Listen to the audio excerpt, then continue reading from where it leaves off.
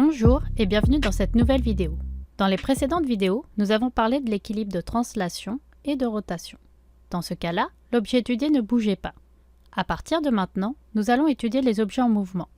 Dans un premier temps, nous allons nous intéresser seulement au mouvement sans regarder ce qui le provoque. C'est ce que l'on appelle la cinématique. Plus tard dans la session, nous étudierons ce qui provoque ces mouvements, ce que l'on appelle la dynamique. Mais commençons par regarder les différents types de mouvements que nous allons retrouver. Imaginez-vous en voiture. Vous vous déplacez le long d'une route droite. On appelle ce mouvement le mouvement de translation. Il peut être dans une seule direction. On parle alors de translation rectiligne, comme ici avec la voiture. Il peut être horizontal, mais également vertical. Maintenant, imaginez que vous jouez au basketball avec vos amis et vous voulez déterminer la meilleure trajectoire pour que votre ballon rentre à la perfection dans le panier. Dans ce cas, le ballon se déplace avec une trajectoire curviligne. On étudiera alors le mouvement en X et en Y. Pour le dernier mouvement, imaginez-vous au Vieux-Port. Vous voulez avoir une belle vue sur Montréal et le fleuve. Vous montez dans la nacelle de la grande roue, vous restez bien assis. Vous allez alors subir un mouvement de rotation. À présent, prenons quelques instants pour réfléchir. À votre avis, quelles sont les grandeurs physiques importantes pour décrire le mouvement? Commençons par le temps. Cette grandeur nous permet de faire la chronologie des événements. On la note T minuscule. Pour définir le temps initial, on notera T minuscule indice I et le temps final T indice F. Delta T correspond à l'intervalle de temps et se définit comme étant T indice F moins T indice I. L'unité du système international est celle que nous utiliserons lors des calculs et la seconde. Dans les énoncés, nous retrouverons des heures et des minutes. Une heure vaut 3600 secondes et une minute vaut 60 secondes. Lorsque nous étudions l'évolution du mouvement en fonction du temps, il nous paraît naturel de noter la position de la voiture en fonction du temps, ce qui signifie que nous associerons à chaque position un temps, comme le montre le graphique ici. Nous allons définir deux grandeurs concernant la position, le déplacement et la distance. Commençons par le déplacement. Ici, nous regardons l'évolution de la position suivant l'axe X. Le déplacement correspond à la différence entre la position X indice 2 et la position X indice 1. Autrement dit, la position finale est celle initiale. Il correspond à l'intervalle de temps étudié. L'unité dans le système international est le mètre. En introduction, nous avons vu le mouvement d'un ballon de basketball. Celui-ci se décrit en deux dimensions. Dans ce cas, on trace un graphique avec les axes X et Y où l'on peut suivre l'évolution de la trajectoire du ballon.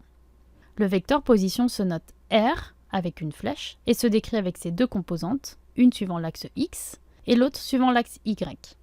Le déplacement aura donc deux composantes. Nous pouvons noter ici que le déplacement X est positif, tandis que celui en Y est négatif. Mais quelle est la différence entre le déplacement et la distance? Imaginez que vous partiez en vélo de Québec pour aller à Vancouver. Vous allez parcourir le Canada. Il y a environ 5000 km entre ces deux villes. Arrivé à Vancouver, vous faites demi-tour et revenez à Québec. Vous aurez donc parcouru 10 000 km. Cela correspond à la distance. Cette grandeur est toujours positive. Par contre, si on regarde le déplacement entre votre point de départ, Québec, et votre point d'arrivée, Québec encore, votre déplacement est nul.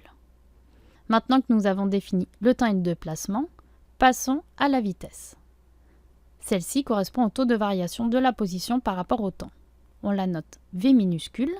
Comme c'est une quantité vectorielle, elle aura donc deux composantes, V indice X et V indice Y. Dans le système international, l'unité est le mètre par seconde. Dans la vie de tous les jours, lorsque nous nous déplaçons, nous utilisons plutôt des km par heure. Il sera donc important de convertir les vitesses en mètres par seconde pour les calculs.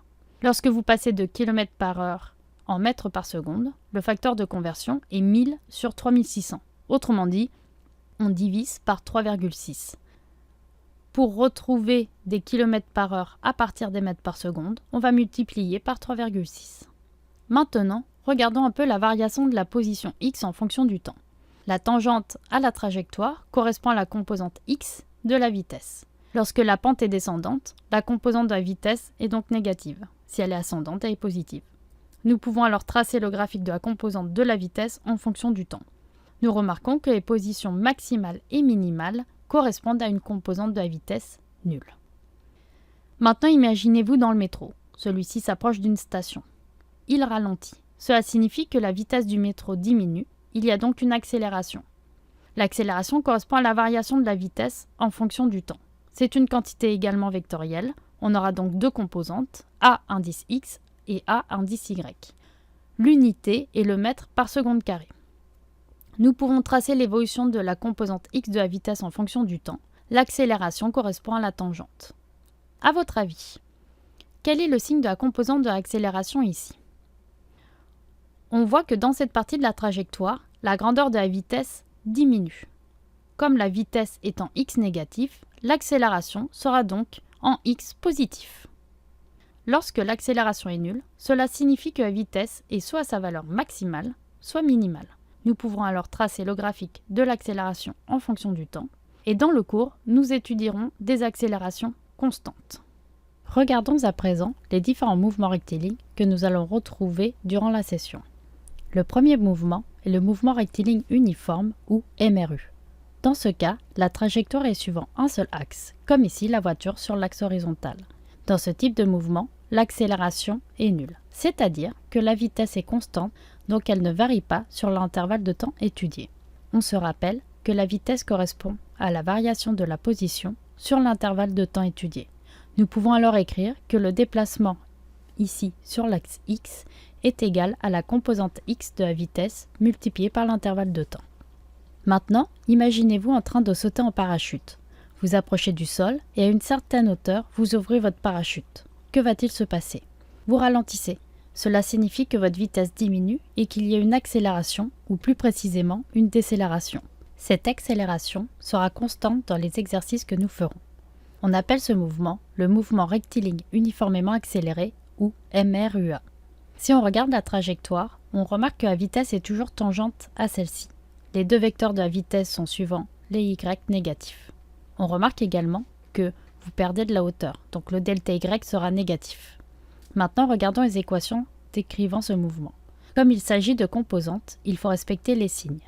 Dans ces équations, il y a la vitesse au début, ici notée v indice 1y, et la vitesse à la fin de l'intervalle étudié, notée v indice 2y.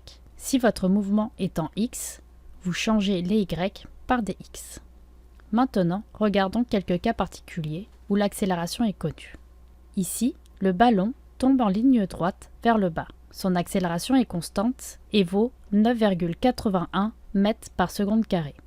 Il s'agit de l'accélération gravitationnelle. Celle-ci est toujours verticale, dirigée vers le bas. Si nous reprenons les équations d'un mouvement rectiligne uniformément accéléré, nous pouvons remplacer A indice Y par -g d'après notre repère. Prenons un exemple d'un mouvement curviligne où nous lançons un objet en l'air. Son mouvement sera à la fois en X et en Y. On néglige alors le frottement de l'air. L'objet subira une seule accélération, l'accélération gravitationnelle. Celle-ci est seulement suivant l'axe DY. Cela signifie que le mouvement en X est un mouvement rectiligne uniforme où la composante X de la vitesse ne varie pas. Par contre, la composante Y de la vitesse varie. Et nous pouvons reprendre les équations décrivant le MRUA, avec l'accélération qui vaut -g d'après le repère que nous avons posé. Autrement dit, dans le cas d'un projectile, on étudie deux mouvements en même temps, ils ont en commun l'intervalle de temps. Si nous regardons la trajectoire, la vitesse v indice 1 correspond à la hauteur maximale atteinte par l'objet. Comme nous l'avons vu précédemment, la composante de la vitesse en y sera nulle. Par contre, celle en x sera la même qu'au départ, puisque celle-ci ne varie pas. Nous avons terminé la première partie concernant le mouvement. La prochaine vidéo concernera le mouvement circulaire et les grandeurs physiques qui lui sont associées.